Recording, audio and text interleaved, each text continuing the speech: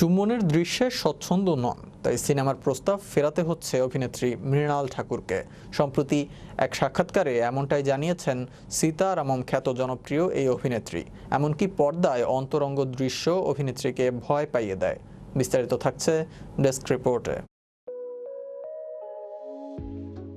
Telugu cinema Sitaram দিয়ে ব্যাপক পরিচিতি পান মৃণাল ঠাকুর। চলতি মাসেই মুক্তি পেয়েছে তার তৃতীয় Hindi cinema the film star. ভারতের বিভিন্ন ভাষায় সিনেমার প্রস্তাব পাচ্ছে মৃণাল। তবে আইভিআর সঙ্গে এক সাক্ষাৎকার অভিনেত্রী জানিয়েছেন, যথেষ্ট প্রস্তাব পাওয়া সত্ত্বেও অনেক সিনেমায় তাকে ফিরিয়ে দিতে হচ্ছে। 5 এপ্রিল মুক্তি পেয়েছে মৃণাল অভিনীত নতুন সিনেমা দ্য ফিল্ম স্টার।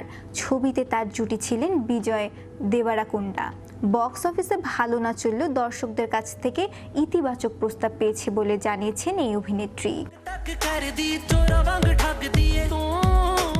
সেই সাক্ষাৎকারে মৃণাল আরও জানান, অনেক সিনেমার প্রস্তাব পেলেও তিনি রাজি হতে পারছেন না, কারণ পর্দায় চুম্বনের দৃশ্যে তিনি স্বাচ্ছন্দ্য নন। এই প্রসঙ্গে মৃণাল আরও বলেন, আমি আসলে অন্তরঙ্গ দৃশ্যেই স্বাচ্ছন্দ্য নই, এটা আমাকে ভয় পাইয়ে দেয়। পর্দায় এমন দৃশ্য থাকলে আমি না বলে দিই, কিন্তু কতদিন এটা করতে পারবো জানি না।